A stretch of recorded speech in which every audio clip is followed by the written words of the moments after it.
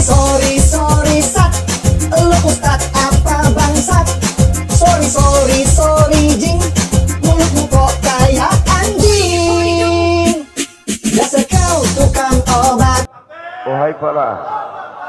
Wahai para pelaku pembuat dosa, wahai para pezina, wahai para peminum khamar yang belum bertaubat, kalau kalian belum sanggup untuk berbuat baik, kalau kalian belum mampu untuk beramal saleh, paling tidak jangan kalian sakiti zuriat Rasulullah.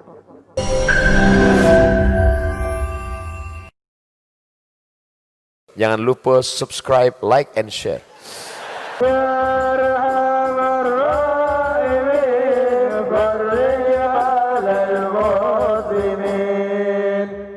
اذكر الصلاة على النبي.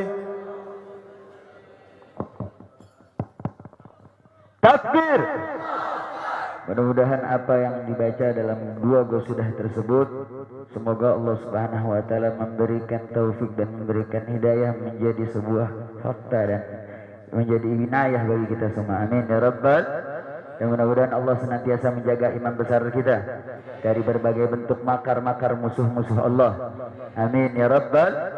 Baik, sebelum kita mendengar amanah dari imam besar, maka kita akan mendengar tausiah dari tamu istimewa kita, Ustadz Abdul Somad. Kepada beliau kami persilakan. Sallu ala Nabi.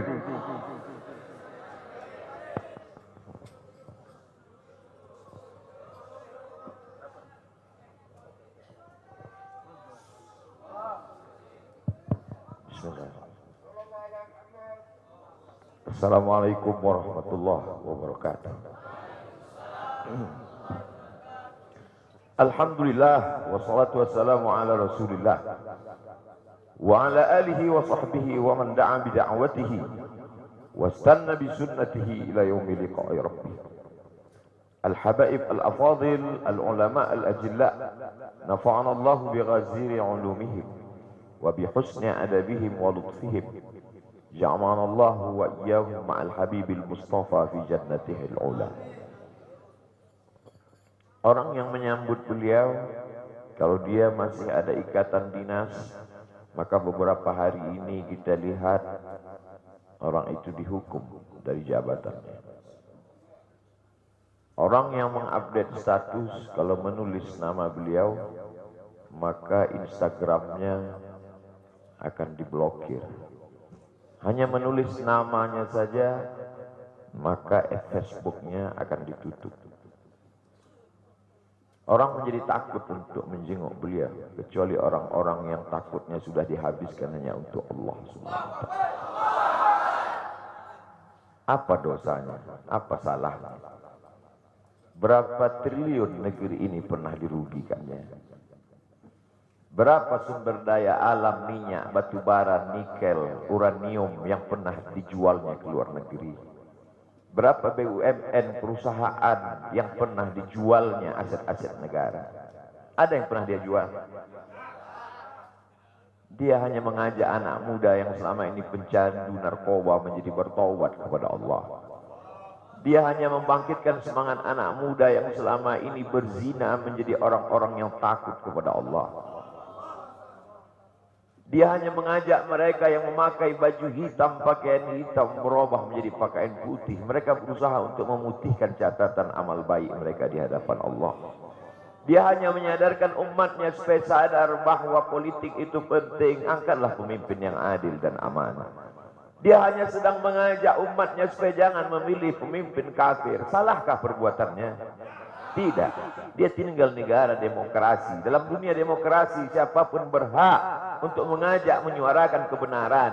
Dia tidak melawan sultan, dia tidak melawan ulil amri, dia tidak melawan siapapun, dia hanya melawan ketidakadilan.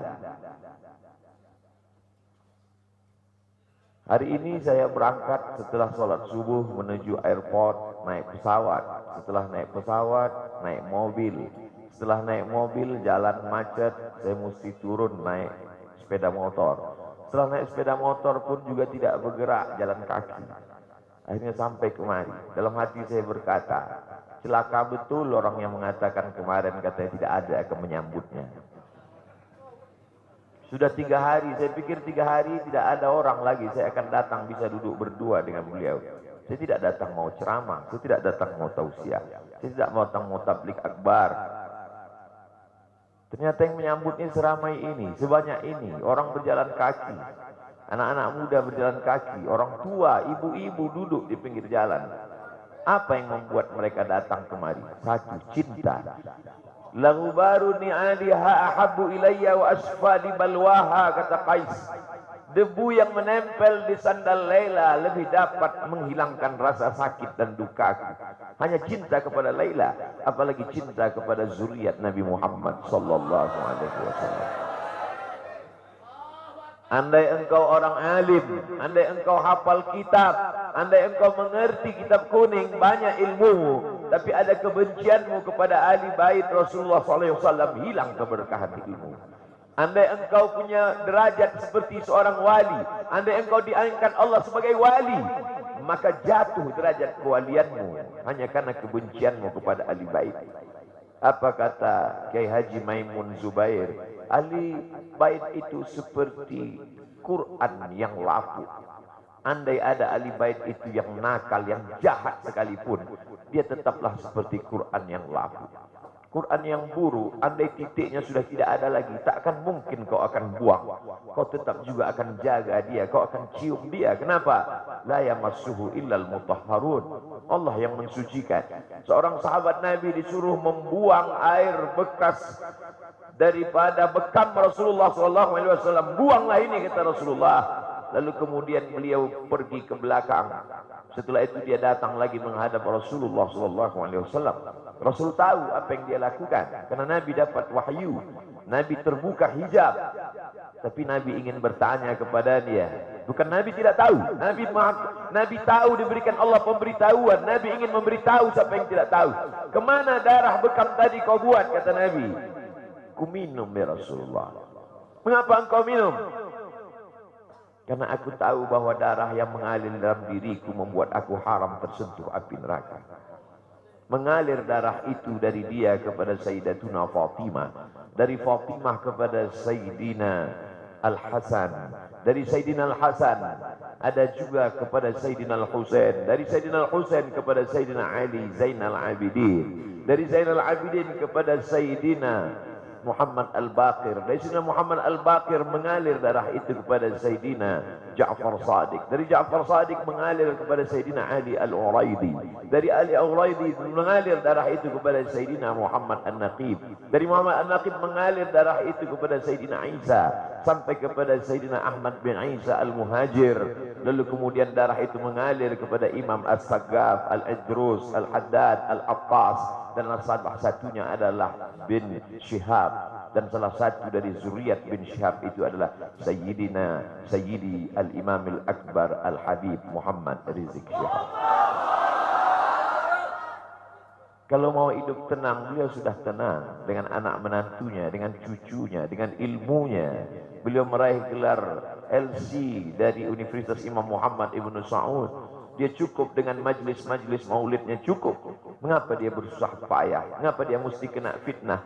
Dia hanya mengikut darah Sayyidina Al-Husain. Kalau mengikut Sayyidina Al-Hasan lembut, mengikut Sayyidina Al-Hasan lembut sentuhannya. Maka para ahli bait ini mengikut dua aliran, Sayyidina Al-Hasan dan Sayyidina Al-Husain. Kedua-duanya saya cintai. Habaib yang mengikut Sayyidina Al-Hasan, saya datang, saya cium tangan mereka, saya bersilaturahim, lembut gaya mereka. Tapi mereka semua mengajak untuk mencintai Sayyidina wa Maulana Muhammad sallallahu alaihi wasallam. Tapi ada yang seperti Sayyidina Al-Husain, menggelegar suaranya, dia hunuskan pedangnya untuk musuh-musuh Allah. Keduanya adalah sama-sama diridhai Allah. Innal Hasan wal Husain sayyida syababi ahli jannah. Yang mencintai Sayyidina Al-Hasan, mencintai Sayyidina Al-Husain, yang mencintai zuriat mereka, keturunan mereka, maka dengan cinta itu bekal kita menghadap Rasulullah sallallahu alaihi wasallam. Andai aku dihadapkan nanti menghadap Allah, tahajudku tak sebanyak Imam Ahmad bin Hanbal, 300 rakaat fil yaumi wal lailah, 300 rakaat sehari semalam. Andai aku dihadapkan kepada Rasulullah sallallahu alaihi wasallam, maka jihadku tidak sebanyak Sayyidina Khalid ibn Walid. Setiap jengkal kulitnya, setiap tetes darahnya tak lepas daripada tebasan tombak, anak panah dan pedang. Andai aku dihadapkan kepada Sayyidina wa Maulana Muhammad sallallahu alaihi wasallam, amalku tak sebanyak Abdurrahman ibn Auf. Lalu apa bekalmu, hai Abdul Somad? Adakah ceramah-ceramahmu itu bisa kau jadikan bekal menghadap Allah? Tidak. Sebagiannya sudah diambil oleh tatapan mataku melihat berapa subscriber, follower dan viewer. Abdul Somad mungkin habis amalnya sudah ria. Satu-satunya yang akan kujadikan bekal menghadap Rasulullah hanyalah aku pernah mencintai keturunanmu. Aku pernah mencintaimu zuriat.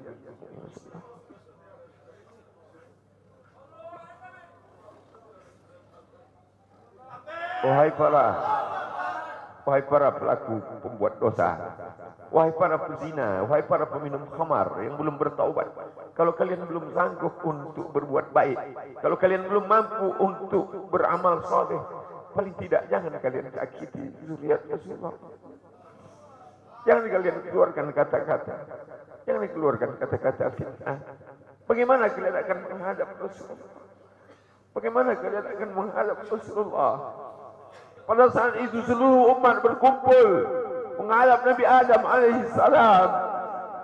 Kami tidak sanggup berdiri di padang mahsyar ini, wahai Adam. Menghadaplah kepada Allah. Kata Adam, aku tidak sanggup menghadap Allah. Karena dulu Allah berkata, la taqraba hadhihi syajarah. Jangan kau dekati pohon kuldi ini, tapi aku malah memakannya, ya Allah. Mereka datang menghadap Nabi Nuh alaihissalam. Kata Nabi Nuh, aku tak sanggup menghadap Allah. Karena anakku durhaka. Sa'awi ila jalalin ya'simuni minal ma'. Aku akan naik ke atas bahtera perahu yang bisa menyelamatkan aku dari air. Aku tak sanggup menghadap Allah, kata Nabi Nuh alaihissalam. Mereka menghadap kepada Nabi Musa, aku tak mampu, kata Nabi Musa. Mereka menghadap kepada Nabi Isa, aku pun malu kepada Allah. Karena mereka jadikan sembahan di atas muka bumi Allah. Mereka hanya mampu menghadap Sayyidina wa Maulana Muhammad sallallahu alaihi wasallam. Wahai para peminum khamar, wahai para pezina, wahai para pelaku dosa, kalau kalian belum mampu beramal soleh, belum mampu bertobat, paling tidak jangan kalian zina zuriat Rasulullah SAW. Bagaimana kalian akan menghadap Rasulullah? Pada saat itu tak ada syafaat. Man dzalladzi yashfa'u 'indahu illa bi'iznih. Tak ada satu pun yang bisa memberikan syafaat kecuali Sayyidina wa Maulana Muhammad sallallahu alaihi wasallam. Wahai para pemimpin, yang hari ini kau dititipkan amanah kekuasaan. Beberapa hari ini kau lihat apa yang dilakukan orang pada Donald Trump. Kurang hebat apa lagi Trump? Negara adidaya, kekuasaan, kaya raya. Tapi ketika kekuasaan itu diambil oleh Joe Biden, kita pun malu melihat video ejekan-ejekan itu. Kalau hari ini kau punya kekuasaan, saudaraku, sampai masanya kau juga akan mengalami seperti yang dialami oleh Trump. Jabatan itu dicabut Allah Ta'ala.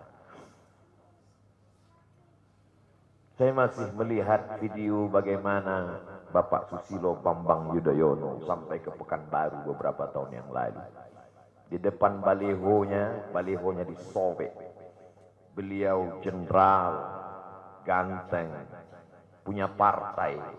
Tapi setelah kekuasaan itu tak ada di tangannya, difitnah, dibuli, balihonya disobek. Bagaimana agaknya ketika tiga hal itu tak ada pada diri kita. Tidak jenderal, tidak ganteng, dan tak pula punya partai. Fa'tabiru ya ulil absar. Menangkap ikan di Bukit Selasih. Demikian, terima kasih. Assalamualaikum warahmatullahi wabarakatuh.